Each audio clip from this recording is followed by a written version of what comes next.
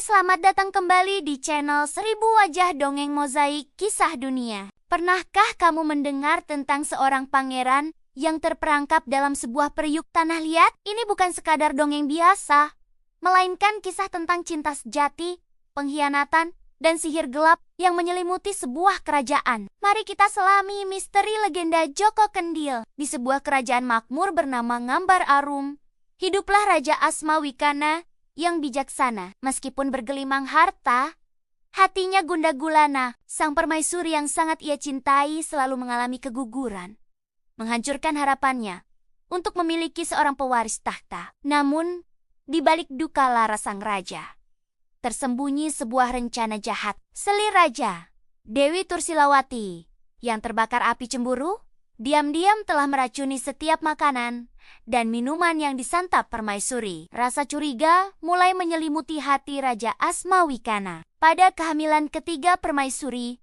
ia mengambil langkah tegas. Sang permaisuri dijaga dengan sangat ketat, dan setiap hidangan yang disajikan diperiksa terlebih dahulu oleh deong-deong kepercayaan raja. Rencana jahat Dewi Tursilawati pun terhalang. Merasa putus asa, ia tidak menyerah begitu saja. Ia menemui seorang dukun sakti mandraguna dan memintanya untuk menyihir bayi yang dikandung permaisuri, memastikan bayi itu tidak akan pernah bisa menjadi raja. 9 bulan telah berlalu. Seluruh istana bersorak-sorai menanti dengan penuh sukacita kelahiran sang putra mahkota yang telah lama dinantikan. Namun, kegembiraan itu seketika berubah menjadi keterkejutan dan bisik-bisik ngeri. Bayi yang lahir bukanlah seorang bayi manusia normal. Wuhutnya aneh, bulat dan keras seperti sebuah periuk tanah liat, atau yang dalam bahasa Jawa disebut kendil. Meskipun hati mereka hancur, Raja Asmawikana dan permaisuri menerima takdir putra mereka dengan lapang dada. Mereka menamainya Joko Kendil. Tak lama setelah kelahiran putranya yang aneh, Raja memanggil seorang pertapa sakti.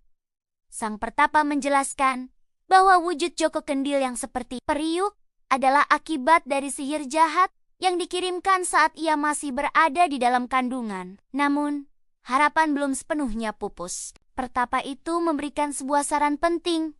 Raja harus menitipkan Joko Kendil kepada seorang nenek tua yang baik hati bernama Mbok Rondo yang tinggal di sebuah gubuk sederhana di tepi sungai. Sang pertapa meramalkan bahwa suatu saat nanti kutukan itu akan pecah dan Joko Kendil akan kembali menjadi seorang kesatria sejati. Namun syaratnya adalah ia harus menikah dengan seorang putri raja yang tulus mencintainya. Dengan berat hati, Raja Asmawikana menuruti nasihat sang pertapa. Ia membawa putranya ke gubuk Mbok Rondo nenek tua itu. Dengan hati yang tulus dan penuh kasih, menerima Joko Kendil tanpa ragu. Ia bahkan menolak semua hadiah emas dan permata yang ditawarkan raja, karena baginya merawat anak itu adalah sebuah anugerah. Di bawah asuhan Mbok Rondo, Joko Kendil tumbuh menjadi seorang pemuda yang baik hati, rajin dan suka menolong, meskipun wujudnya tetap sama seperti sebuah periuk. Suatu hari, sebuah rombongan megah dari negeri seberang melintasi desa tempat Joko Kendil tinggal. Rombongan itu membawa 3 putri raja yang cantik jelita. Salah satunya adalah Putri Ngapunten, yang terkenal bukan hanya karena kecantikannya, tetapi juga karena kelembutan dan kebaikan hatinya. Saat Joko Kendil yang sedang bekerja di sawah berpapasan dengan rombongan kerajaan itu, pandangannya terkunci pada Putri Ngapunten. Seketika itu juga, hatinya bergetar. Ia jatuh cinta pada pandangan pertama dan bertekad untuk menjadikan sang putri sebagai istrinya. Sesampainya di rumah,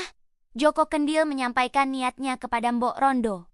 Tentu saja, Mbok Rondo terkejut dan ragu. Bagaimana mungkin seorang putri raja yang sempurna mau menikah dengan putranya yang hanya seorang pemuda miskin berwujud periuk? Itu adalah hal yang mustahil. Namun, melihat ketulusan dan tekad kuat di mata Joko Kendil, hati Mbok Rondo luluh. Dengan berat hati, ia setuju untuk pergi ke istana dan melamar Putri Ngapunten atas nama putranya. Sementara itu, di istana negeri seberang, sang raja baru saja terbangun dari mimpi yang sangat aneh.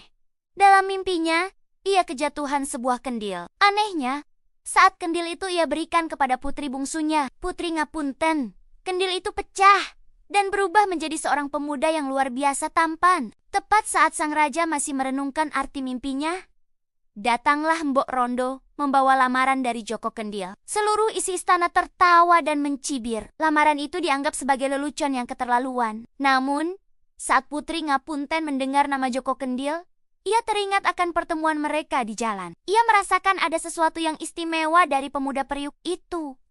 Sebuah ketulusan yang tak bisa dijelaskan. Bertentangan dengan hinaan kedua kakaknya dan seluruh orang di istana, Putri Ngapunten dengan mantap menerima lamaran Joko Kendil. Pernikahan pun digelar dengan sangat meriah. Pesta pora berlangsung selama 40 hari 40 malam. Namun, di tengah kemegahan itu, Putri Ngapunten harus menelan cemoohan dan hinaan tiada henti. Selama pesta berlangsung, suaminya, Joko Kendil, tidak pernah sekalipun menampakkan diri. Ia selalu beralasan sedang sakit dan beristirahat di kamar. Anehnya, setiap malam, selalu muncul seorang kesatria misterius yang sangat tampan dengan kuda putihnya, ikut meramaikan pesta dan memukau semua orang yang hadir. Putri Ngapunten menjadi sangat penasaran. Siapakah kesatria tampan itu? Mengapa suaminya selalu menghindar? Didorong oleh desakan dan hinaan dari kakak kokonnya yang iri, ia akhirnya memutuskan untuk mencari tahu kebenarannya. Suatu malam, dengan mengendap-endap, ia mengintip ke dalam kamar suaminya. Betapa terkejutnya ia. Putri Ngapunten melihat kesatria tampan yang selama ini ia kagumi masuk ke dalam kamar. Dan yang lebih mengejutkan lagi, kesatria itu masuk ke dalam sebuah kendil kosong yang ada di sudut kamar. Dan wujudnya pun lenyap, hanya menyisakan periuk tanah liat itu.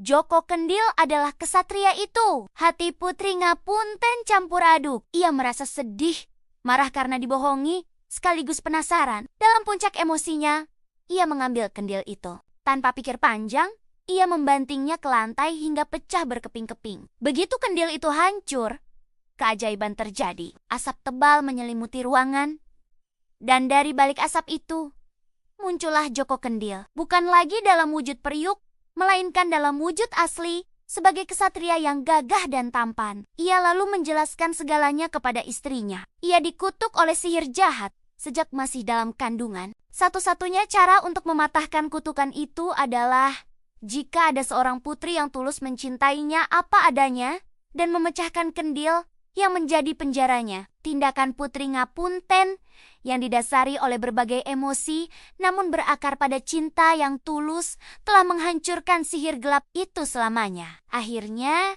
Joko Kendil kembali ke kerajaan Ngambar Arum sebagai seorang pangeran tampan. Tak lama kemudian, ia dinobatkan menjadi raja, menggantikan ayahnya yang sudah tua. Dewi Tursilawati, sang selir jahat, yang melihat semua rencananya gagal total, menjadi murka. Ia mencoba mencelakai Putri Ngapunten. Namun usahanya sia-sia. Dalam keputusasaannya, ia melarikan diri ke hutan belantara, lalu terperosok ke dalam jurang yang dalam dan tewas dalam kesendirian. Joko Kendil dan Putri Ngapunten pun memerintah kerajaan dengan bijaksana dan hidup bahagia selamanya. Kisah mereka menjadi bukti abadi bahwa ketulusan hati dan cinta sejati jauh lebih berharga daripada penampilan fisik semata.